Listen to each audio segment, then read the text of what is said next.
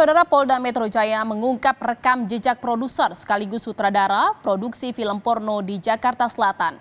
Dia diketahui pernah berkali-kali alih profesi, mulai dari tukang pijat hingga pemulung. Polda Metro Jaya terus mengusut sindikat rumah produksi film porno di Jakarta Selatan. Tersangka I yang berperan sebagai produser sekaligus sutradara film porno diduga sebagai otak dari produksi film asusila ini. Polisi mengungkap rekam jejak tersangka I yang berbeda 180 derajat dari profesinya saat ini. Tersangka I diketahui pernah jadi tukang urut pada 1990 sampai 2003. Lalu beralih jadi pemulung hingga pengepul kertas di tahun 2009. Kemudian di tahun 2009 sampai 2016, belajar syuting secara otodidak dan masuk dunia entertain hingga membuka agensi dan kelas akting hingga tahun 2020. Pada tahun 2020, ia menjadi YouTuber dan streamer sampai 2022. Setelah itu, ia beralih menjadi produser sekaligus sutradara film porno. Modus operandi tersangka adalah mengelola 3 situs yang berisi muatan pornografi dan merekrut sendiri pemeran untuk produksi film pornonya.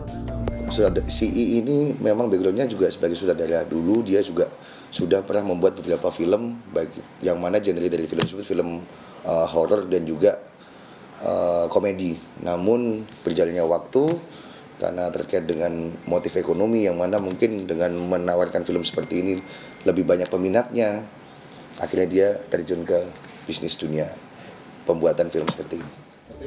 Kasus rumah produksi yang sudah membuat 120 judul film asusila di Jakarta Selatan ini ternyata terungkap secara bertahap. Semua berawal dari penangkapan 2 tersangka pertama, yakni I dan JAS. I merupakan pemilik rumah produksi yang juga penyewa ketiga ruko. Saat menyewa ruko, ia berdalih membuat film pendek dan iklan untuk YouTube. Faktanya, I mengubah ruko menjadi studio porno sekaligus menjadi produser dan sutradara film serta mengelola 3 website berbayar untuk menjual konten asusilanya. I juga melakukan casting pemeran film porno. JAS yang ditangkap bersama I adalah kamerawan. Tersangka ketiga AIS berperan sebagai editor film.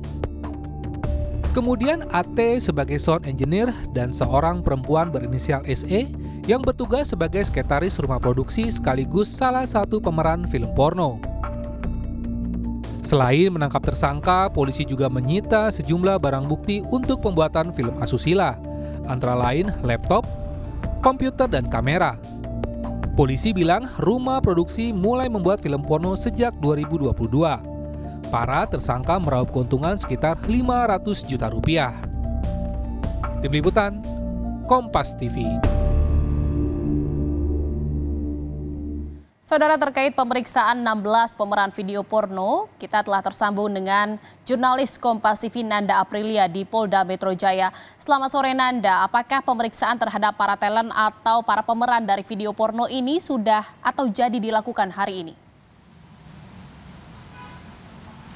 Selamat sore Jihan dan juga saudara, selama 4 jam lebih menunggu dari jadwal pemeriksaan awal ini digelar sekitar pukul 10 tadi pagi menurut rencana.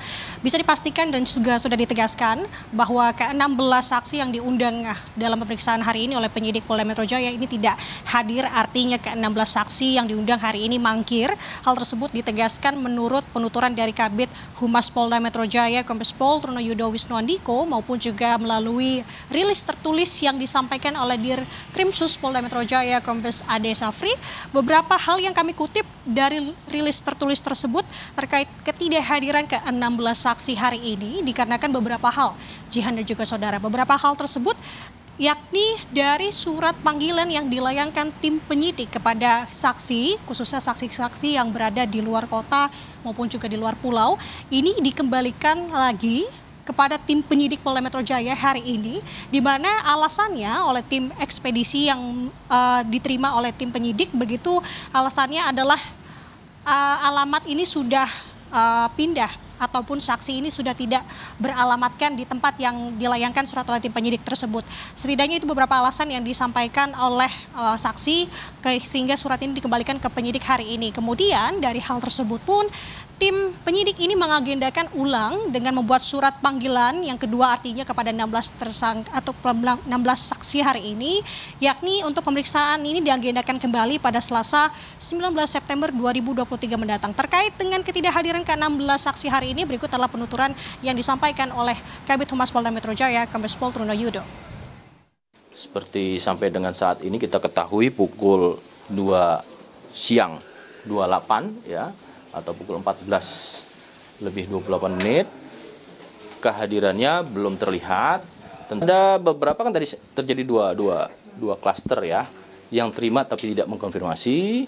Kemudian ada kembali lagi suratnya karena menggunakan ekspedisi kembali kepada penyidik, kita akan mengulang kembali. Yang skema yang kedua itu ya panggilan kedua ya. Itu kapan, Pak? Ya kita tunggu penyidik, tentu penyidik akan melakukan ANEF setiap saat proses perkembangan dari proses penyidikan ini.